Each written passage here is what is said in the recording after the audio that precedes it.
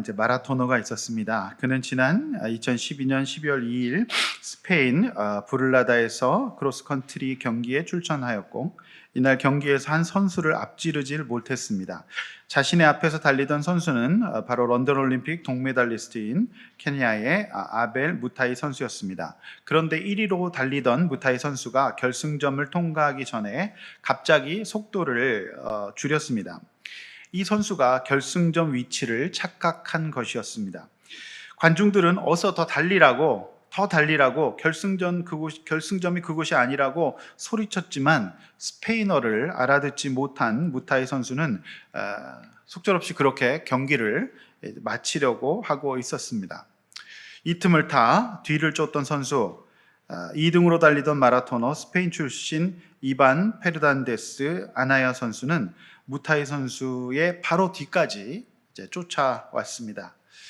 이대로 역전승을 이룰 수 있는 순간, 그는 무타이 선수 뒤에서 결승선을 손짓하며 그를 안내하기 시작했습니다. 무타이가 1위를 지킬 수 있도록 도와준 것이죠. 그리고 그는 그대로 2위 자리를 지켰습니다. 경기를 보고 사람들은 무타이를 도운 아나야의 행동에 대해서 정직하고 올바른 행위라고도 평하는가 하면, 반대로 우승을 목표로 달리는 운동선수로서 자질이 부족하다, 어리석다, 바보 같다, 이렇게 평하기도 했습니다. 후에 언론 인터뷰에서 왜 이길 수도 있는데 그렇게 행동했는지에 대한 기자의 질문에서 그는 이렇게 말했습니다. 그가 이기고 있었을 뿐이다. 설령 내가 우승을 했다 해도 내가 얻을 수 있는 것이 무엇이겠는가? 그렇게 얻은 메달에 무슨 영예가 있겠는가? 우리 어머니가 뭐라고 생각하겠는가? 이렇게 말했다고 합니다. 저는 그의 어머니가 어떤 분인가가 꽤 궁금합니다. 아마도 그의 어머니는 늘 어려서부터 정직과 올바름과 약자에 대한 배려, 운동선수지만 스포츠맨십 등 인간으로서 지녀야 될 기본적인 가치를 성공과 1등보다 더 우선시하여 언제나 네가 1등을 할 수 있어도 그것보다 더 배려하고 올바른 사람이 되거라, 그렇게 교육했으리라고 믿습니다. 이 선수는 언제나 어머니의 교육을 기억하며 그의 가르침을 지키기 위하여 고난을 받았던 것이죠. 국민의 비난을 받았던 거예요. 이기고자 하는 자신의 욕망을 인내했던 거예요. 무엇보다 그 가치를 지켜내기 위해서 참아내는 그 내면세계 가치관이 그의 가정 안에서 고요히 흡수되어 그의 내면세계 안에 딱 장착이 되어 있었기 때문에 인내를 발휘할 수 있었던 것 같습니다. 여러분 같으면 어떻게 하시겠습니까? 쉽지 않은 일이죠. 어머니가 가르쳐준 그 진리, 어머니가 가르쳐준 그 교육의 그 진리를 붙잡고 인내하고 고난을 받으며 그것을 지켜낸 거죠. 저는 이 선수를 진정한 성공한 선수, 전 정말 멋진 스포츠맨이라고 전 믿습니다. 저는 오늘 인내라는 제목으로 말씀을 전하려고 합니다. 저는 지난 주일에 예수의 은혜 가운데 강해지는 것은 능동태가 아니라 수동태라는 것을 말씀드렸어요. 충성된 사람에게 부탁하여 또 다른 사람을 가르칠 수 있게 하라는 바울의 가르침도 살펴보았습니다. 이를 위해서 세 가지 이미지, 군인, 운동선수, 농부를 말씀드렸습니다. 자, 지난주 말씀에 이어서 바울은 이것을 지속하기 위해서 두 가지를 더 보충하고 있습니다. 기억과 인내라는 측면을 보충하고 있습니다. 그래서 바울은 디모데와 에베소 교회 성도들을 향한 권면을 2장에서 나머지로 계속 보충하고 있는데, 우리가 하나님 앞에서 이제 계속 강해지는 이제 수동태의 삶을 살고 또 충성된 사람들에게 부탁하여 가르치는, 그래서 제자를 낳는 이 삶을 살기 위해서 두 가지 더 보충하는 것들인데요.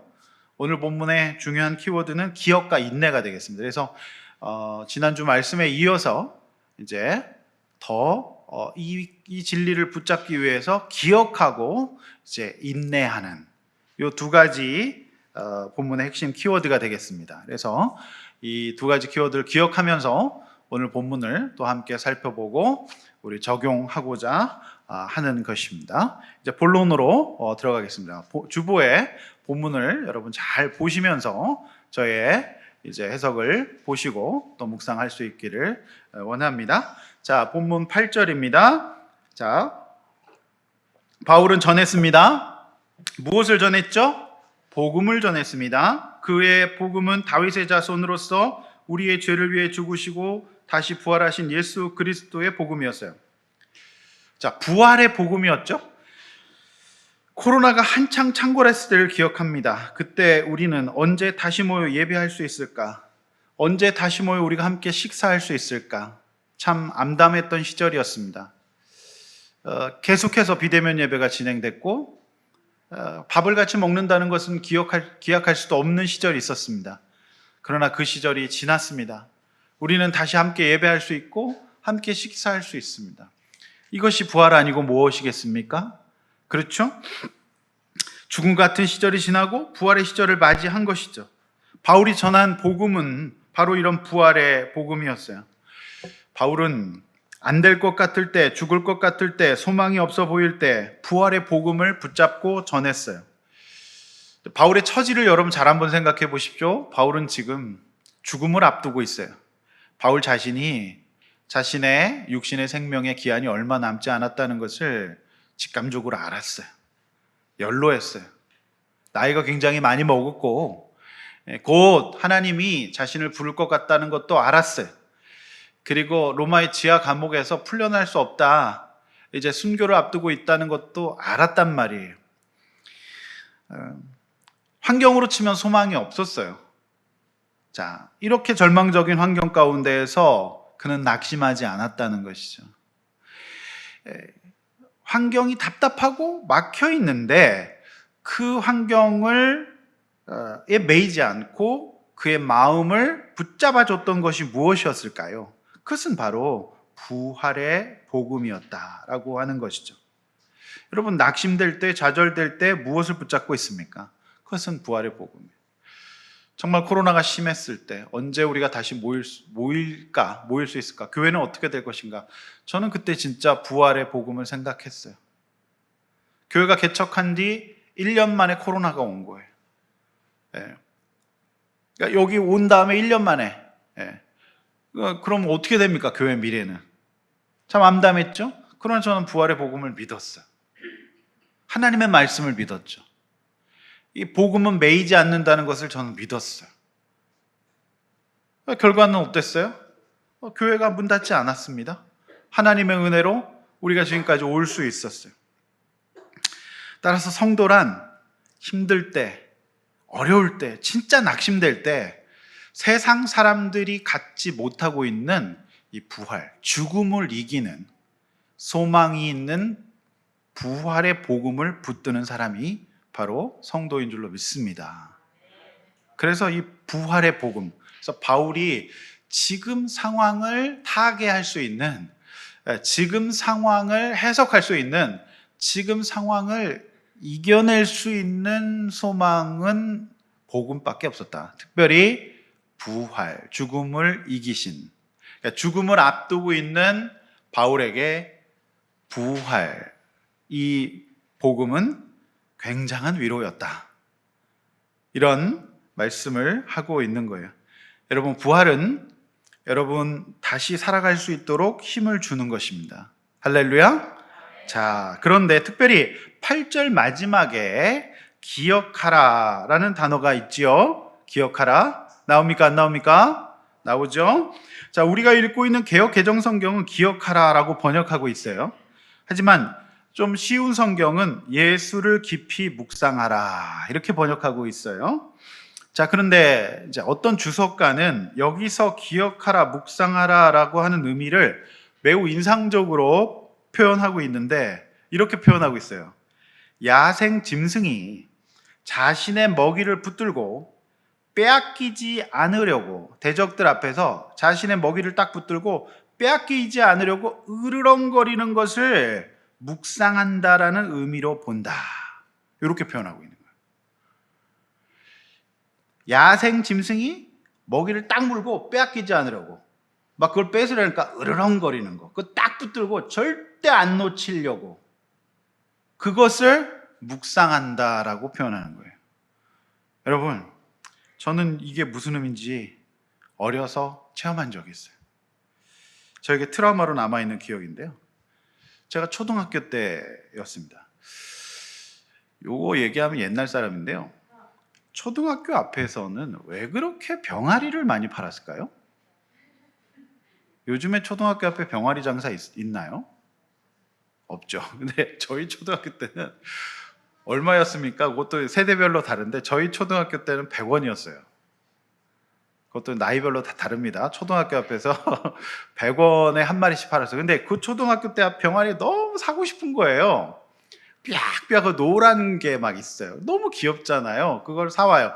근데 사오면 집에 오면 바로 죽습니다. 이렇게 예뻐갖고 막 하는데 손을 타면 죽어요. 근데 그중 한 마리가 제 정성을 쏟아 기른 나머지 잘 커서 거의 닭이 됐어요. 연계가 된 거예요. 막 보통 이제 배춧잎 같은 거 막 먹이고 막 그러잖아요. 막 시장 가가지고 닭모이 사다가 되게 많이 컸어요. 그래가지고 마당에서 풀어서 키우는데 그날 이놈 커가지고 어느 날 대문을 나섰어요.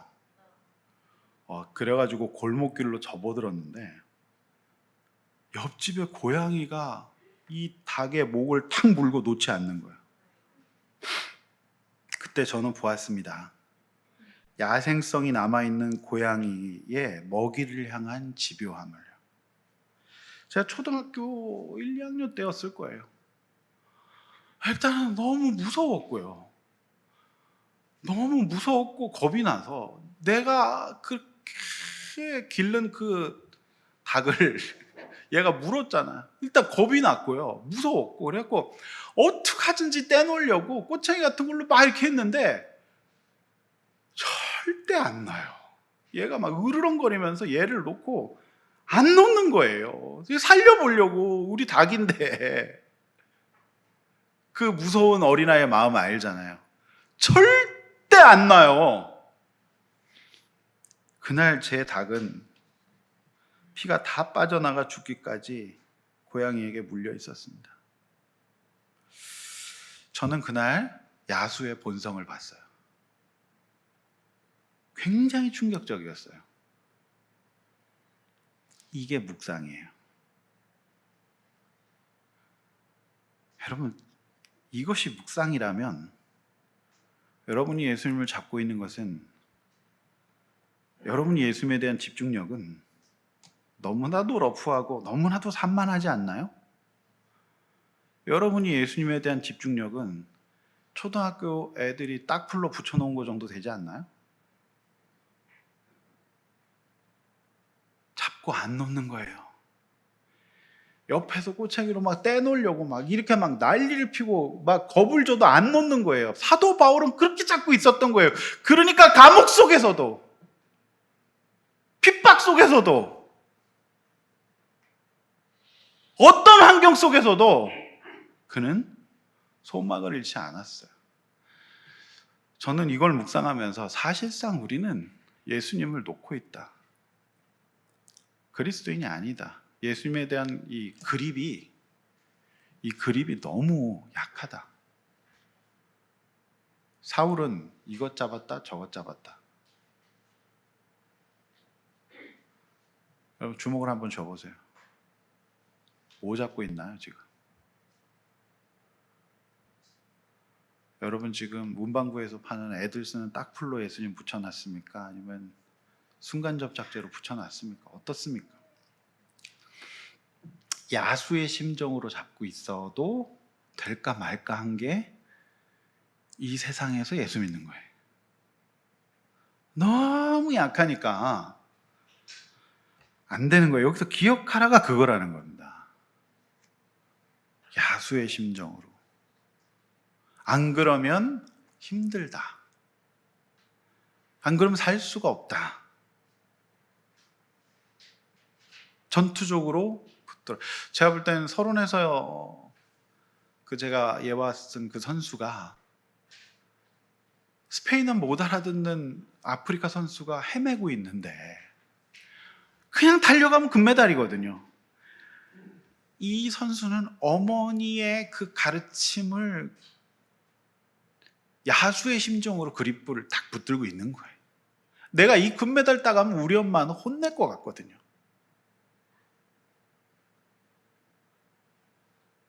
여러분, 여러분 진짜 아니면 말고식의 집중력을 가지고 우리가 예수님 믿고 있으면 안 돼요.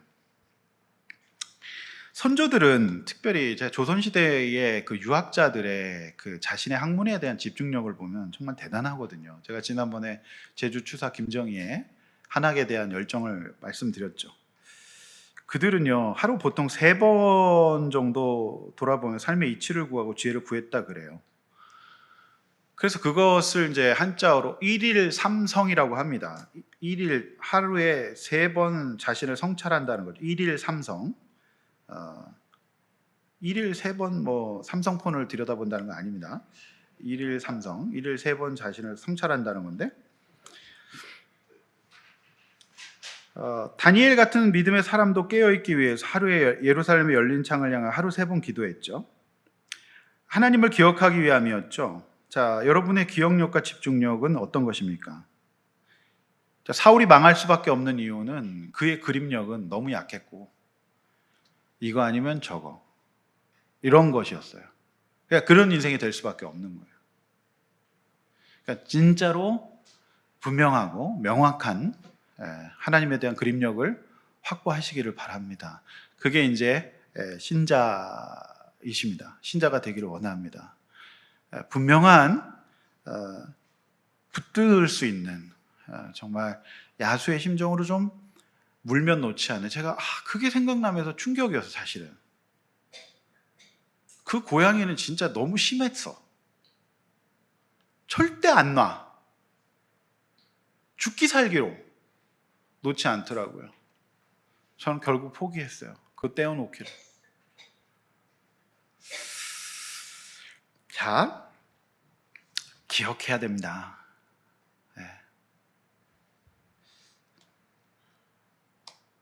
그래서 9절입니다. 복음으로 말미암아 바울은 죄인과 같이 매이는 데까지 고난을 받습니다. 하나님의 말씀은 매이지 아니합니다. 로마 당국은 불법 정치범 내지는 사회를 혼란하게 하는 자로 몰아가두었지만 그의 복음은 감옥에 매여 있을지 몰라도 그가 전한 복음마저 묶어둘 수가 없었습니다. 복음마저 매어둘 수 있는 이상의 제도적 장치는 없었기 때문이죠. 당연하죠. 우리 사회가 민주화되기 이전에 많은 사람들을 사상범으로 묶어서 그들의 사상을 메웠지만 그걸 묶어둘 수가 없어서 우리 사회는 민주화가 될 수밖에 없었죠. 그렇지 않습니까? 메워둘 수가 없어요.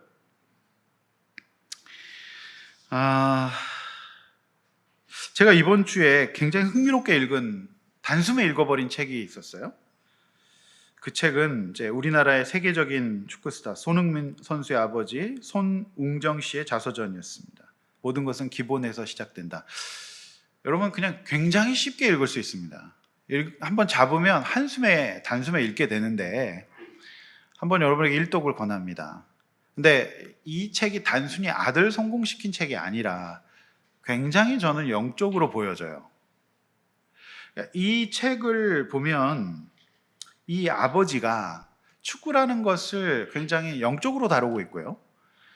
단순히 그냥 돈을 버는 도구로 아들을 성공시킨 얘기가 아니라 이 영적인 가치를 이제 계속 애에게 주입을 해요. 그러면서 이제 이런 얘기를 하죠. 지금도 나는 초심을 강조한다. 자만하지 마라. 축구 선수에게 가장 위험한 것은 교만이다. 명성을 쌓는 데는 20년 넘게 걸리지만 무너뜨리는 데는 3분도 채 걸리지 않는다. 우리는 이것을 종종 잊는다. 또 이런 얘기를 하죠. 성공 안에서 길을 잃고 헤매지 말라. 그렇게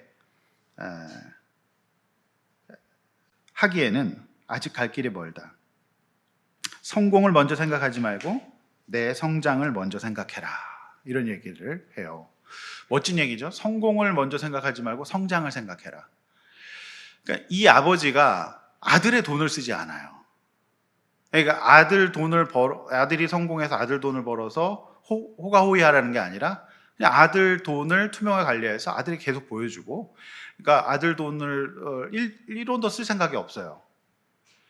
그리고 아들에게 이제 네가 이 돈을 벌면 네가 돈 벌어서 잘 먹고 잘 생각이 아니라 한국 축구를 위해서 이제 한국 축구의 열악한 축구장 이런 거 인프라를 위해서 써야 된다는 것을 강조하고 있고요. 그리고 이분이 굉장히 특이한 게, 이분이 그 아들에게 계속 인성을 심어주고 자녀 덕에 살아가려는 부모의 모습을 보이지 않고, 이분이 놀라운 거는 계속 책을 읽어요. 책을 계속 읽어요. 그리고 자신을 성찰해요. 그리고 더 놀라운 건 아들이 둘이 있는데 똑같이 아들을 사랑해요. 한쪽 아들이 쏠리지 않는다는 거죠. 그리고 삶의 방향을 아들에게 계속 제시를 한다는 거죠.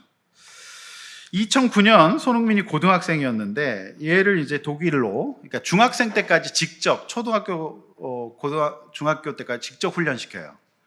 그 다음에 이제 고등학교 때 독일에 이제 얘를 훈련을 보내는데 그때 아무도 알아주지 않죠. 근데 이분이 굉장히 고집스러워요. 그런데 이분이 그때를 이렇게 회고합니다.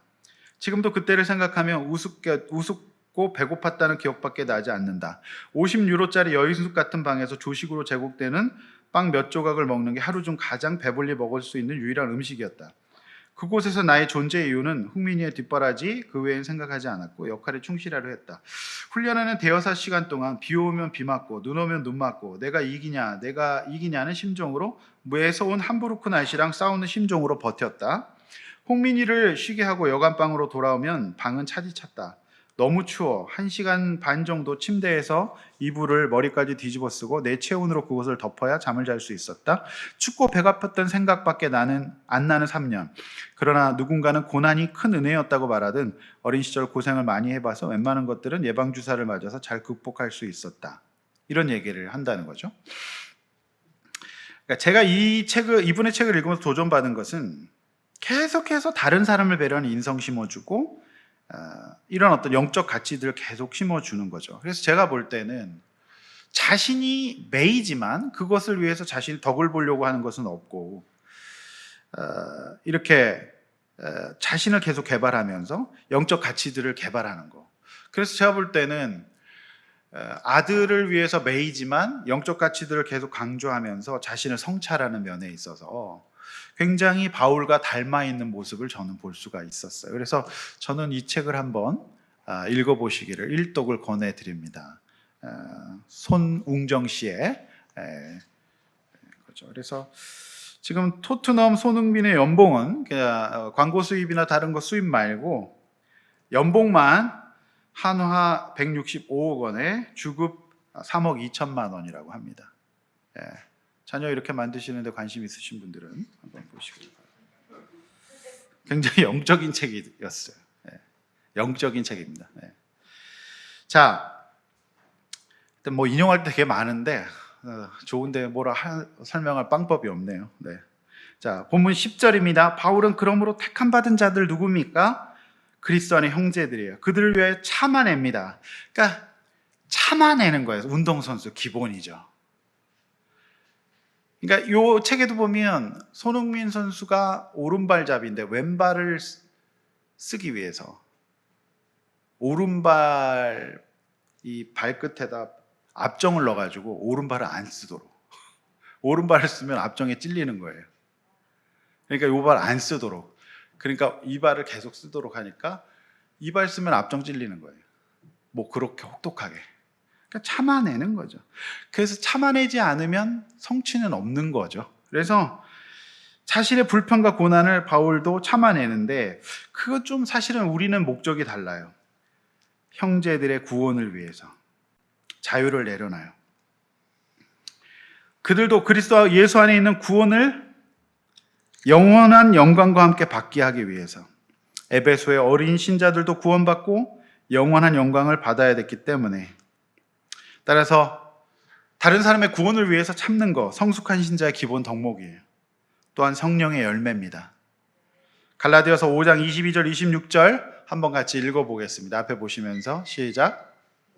성령의 열매는 사랑과 희락과 화평과 오래 참음과 자비와 양선과 충성과 온유와 절제니 이 같은 것을 금지할 법이 없느니라. 그리스도 예수의 사람들은 육체와 함께 그 정욕을 탐심을 십자가에 못 박았느니라. 또한 성령으로 행할지니 헛된 영광을 구하여 서로 노엽게 하거나 서로 투기하지 말지니라. 네. 그래서 성령의 열매는 사랑과 희락과 화평과 오래 참음과 자비와 양선과 충성과 온유와 절제라고 되어 있습니다. 그래서 오래 참음과 자비와 양선과 충성이 가운데 자리하고 있어요. 누구보다도 예수님이 우리의 구원을 위해서 오래 참아 주셨어요. 그래서 성령 충만하다, 첫 번째 은사, 첫 번째 열매, 가장 좋은 은사는 뭐예요? 오래 참을 수 있는 거죠. 자, 한 사람의 구원과 변화에는 이렇게 오래 참음이 갈아 들어가줘야 됩니다. 제가 이번 주에 어떤 한 집사님 만났어요. 그러니까 하나님은 이 오래 참음의 재료 위에 역사하세요. 우리 교회가 지금 개척한 지 4년이 되어가면서 요즘 우리 교회 가운데 이 하나님의 기도의 응답이 보여서 얼마나 감사한지 몰라요. 제가 이 집사님을 뵌 지 이제 6년이 되었습니다. 요즘 참 감사한 영적 은혜의 때를 보내고 계세요. 그런데 여기까지 오기까지 무엇보다 아내 집사님의 오래 참음이 있었죠. 그리고 무엇보다 목자님과 목장 식구들의 오래 참음이 있었습니다. 무엇보다 우리 하나님의 오래 참음이 있었다고 믿습니다. 제가 집사님과 대화하면서 집사님이 굉장히 총명해지셨어요. 네. 전에는 영적 대화가 사실 잘 안 됐거든요. 그런데 이분이 내가 볼 때는 이게 영적 대화가 되는 거예요. 그러면서 목장 식구들을 영적으로 딱딱 처방도 하시고 막 그러시더라고요. 그래서 영적 대화가 돼서 식사가 굉장히 즐거웠습니다. 네, 그래서 저는 영광스러웠어요. 야, 오래 참으면 이렇게 되는구나. 그래서 우리 장로님 기도하셨지만 승소도 하셔서 얼마나 감사한지 모릅니다. 자, 형편과 상황은 어렵지만 구원의 영광이 집사님 가운데 계셔서 감사한데, 이것 가운데는 무엇이 들어갔다? 자, 누군가 진짜 오래 참았어요, 집사님.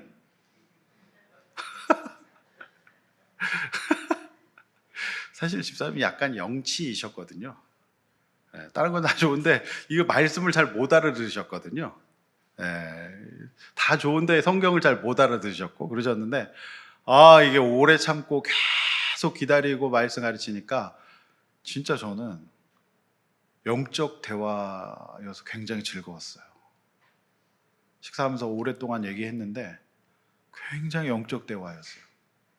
저는 장로님과 대화하는 줄 알았어요. 진짜요. 교회 일들을 쫙 하는데 장로님하고 대화하는 줄 알았어. 굉장히 성숙한 대화를 나눌 수 있었습니다. 6년 전에는 거의 이거는 일반인과의 대화였습니다. 나는 그게 굉장히 영광스러웠어요. 그런데 제가 드리고 싶은 말씀은 누군가 무지 오래 참았다. 정말 오래 참았다. 아내가 제일 많이 참았고 목자님과 목장 식구들이 제일 많이 참았다. 아시겠죠? 자, 목사에게 가장 필요한 역량 무엇일까요? 저는 10절 참음의 기능을 생각해요. 저에게 이게 제일 필요한 역량이겠죠? 누군가 저에게 목사님 어떻게 이렇게 잘 참으세요? 이렇게 얘기하는데 그거는 저를 진짜 모르고 하는 소리입니다. 하나님 앞에서 볼 때 성경의 높은 기준과 바울의 기준을 보았을 때 한참 못 미치는 것을 저는 누구보다도 잘 알고 있습니다. 더 많이 기도하고 오래 참는 목사가 되기를 원합니다. 우리 모두 그런 목사가 됩시다. 우리 모두 그런 신자가 됩시다.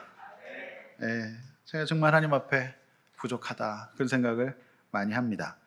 자, 11절이에요. 자, 성경 보십시오. 미쁘다. 미쁘다는 것은 믿을만하다. 페이스풀 이런 뜻이죠. 뭐가 믿을만하죠?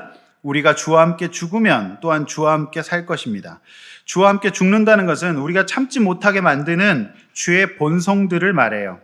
자, 내가 참으면 나만 참는 것 같아서 손해보는 것 같고요. 참기 싫고 내 마음대로 하고 싶고 진짜 다른 사람 구원 뭘 중요해. 나부터 살고 봐야지. 그만 참자. 난 맨날 참아. 안 참아, 못 참아. 더 이상 못 참아. 막 이런 거죠. 죄의 속성이에요. 그 다음에 차일디시, 어린아이 같은 마음이 막 올라와요. 그래서 이런 미성숙함, 연약함들을 말해요. 자, 그런 것들을 죽여야 된다는 거죠. 자, 그런데 이런 모습들이 종교의 탈을 쓰고 교회 안에도 있을 수도 있어요.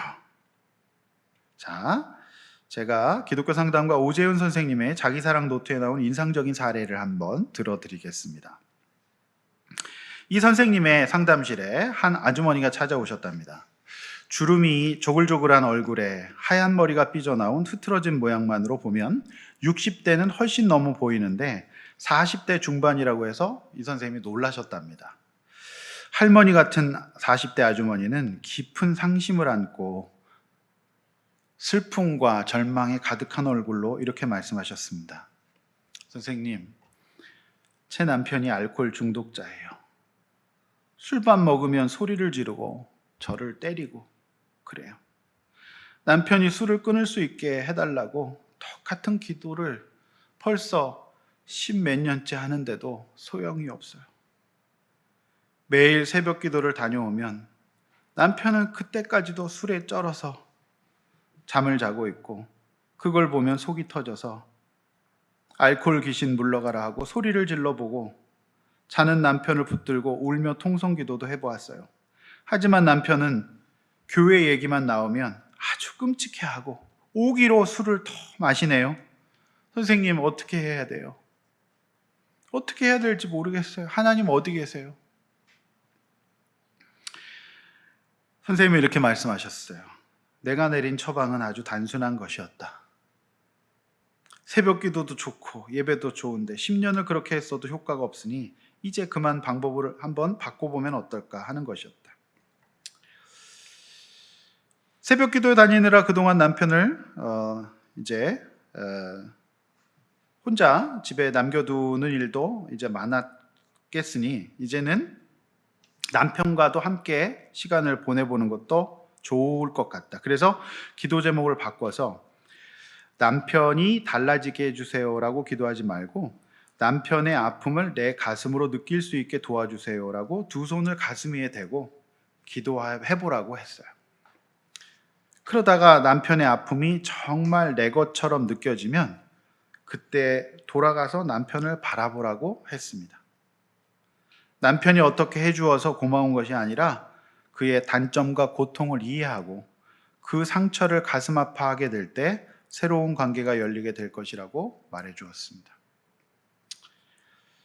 그렇게 관계가 끊어졌고 한참 시간이 지난 뒤에 그 아주머니를 다시 만나게 되었습니다. 이 아주머니가 기쁨의 눈물에 젖어 나를 찾아와 얘기했습니다. 내가 이야기한 대로 두 손을 가슴에 대고 남편의 아픔을 가슴으로 느끼게 해달라고 기도하는데 정말 신기하게도 처음으로 남편의 아픔이 느껴지더라는 것이죠. 그래서 그 느낌이 혹시라도 달아날까 봐 두 손을 가슴에 댄 채로 교회에서 기도하다가 집으로 손살같이 달려가 술에 취해 잠들어 있는 남편의 모습을 들여다보는데 갑자기 눈물이 왈칵 쏟아졌답니다. 자신이 기도하는 동안 남편이 느꼈을 어떤 소외감, 남편을 악마 취급하며 붙들고 기도하던 자신, 아내로부터 버림받았다는 느낌을 가졌을 남편의 배신감, 분노, 마음을 터놓을 사람 하나 없어 느꼈을 외로움, 그런 모든 것이 아픔이 되어 가슴에 다가온 것이었어요. 부인은 남편을 깨우지도 못하고 혼자 절절히 눈물을 흘렸다고 합니다. 그렇게 한참 지나서야 부스스 눈을 뜬 남편이 오히려 당황했다고 해요. 평소 같으면 알코올 귀신 물러가라 소리 지르며 귀신을 쫓아내는 기도를 하고 있을 아내가 울고 있으니 말입니다. 남편이 물었습니다. 당신 새벽 기도 벌써 다 끝났어? 예. 그런데 이 옆에 내가 아침부터 재수없게 왜 울어? 무슨 일 있어? 당신한테 너무 미안해서, 당신이 너무 고마워서. 남편은 더욱 당황했다. 아니, 이 옆에 나가 돌았나? 새벽 기도 가서 뭐 잘못 먹었어? 아니에요. 그냥 당신에게 너무 미안해서요. 그리고 당신이 너무 사랑스러워서요. 아내의 거듭되는 사과와 사랑 고백에 남편의 말수가 점점 줄어들었다. 그리고 얼마 뒤 남편도 닭똥 같은 눈물을 뚝뚝 흘렸다. 미안해. 내가 정말 나쁜 놈이야. 당신이 얼마나 고생하는지 내가 알아. 그날 부부는 결혼 생활 17년 만에 처음으로 서로를 부둥켜 안고 오전 내내 통곡했다고 한다.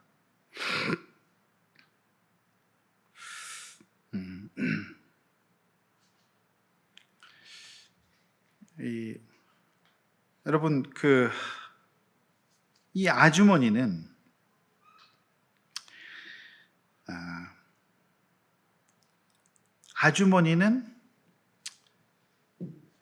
사실은 남편을 어떻게 했습니까? 자신의 방법으로 계속 정죄하고 있었던 거죠. 자신의 방법으로 교회 안에서 자신을 죽이고 있지 않았던 거예요.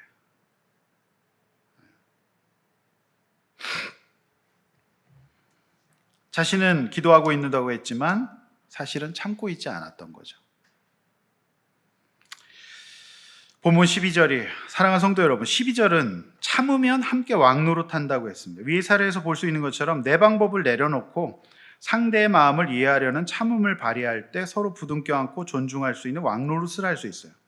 그러나 모든 관계에서 우리가 주님의 주권을 인정하지 않고 내가 주인 되어 내 감정과 내 생각을 내 본성대로 살아간다면 주님도 내 인생에 개입을 해줄 수가 없어요. 그 말씀이 바로 우리가 주를 부인하면 우리도 주를 부인할 것이다 라는 말씀이죠. 왕은 하나님이십니다. 그런데 우리의 결혼 생활에서 내가 왕이 되면 주님도 우리의 인생에 개입하실 수가 없는 거죠. 왕의 자리에서 내려와 우리 가정에, 우리 인생에 주님이 왕 되심을 고백할 수 있는 저와 여러분 되시기를 주님의 이름으로 축원합니다. 내가 왕이 되어서 남편을 계속 내려보고, 그렇죠? 계속해서 마귀야 물러가라 하면 되겠습니까? 안 되는 거죠. 왕은 하나님이십니다. 그렇게 하시기를 바랍니다.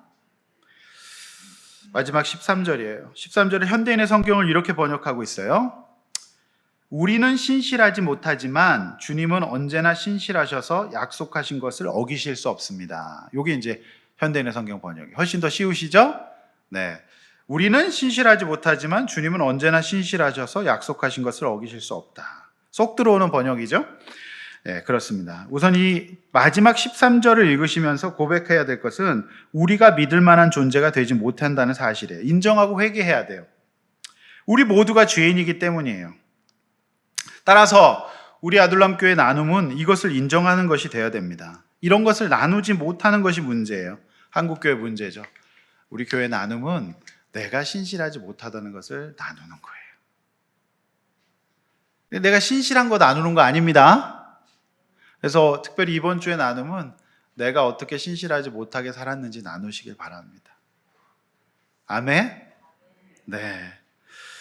그래서 그거 나눠야 돼요. 그래서 우리 교회가 그런 거 나눌 수 있어서 감사해요. 네, 못 나누는 교회가 아닙니다. 무엇이라도 함께 나눌 수 있길 원합니다. 정말 솔직하게 나눌 수 있길 원합니다. 근데 한국 교회가 이걸 못 나눠요. 신실하지 못하다고 성경에서 얘기하고 주님만 신실하다고 얘기하는데 나는 신실하다고 계속 얘기해요.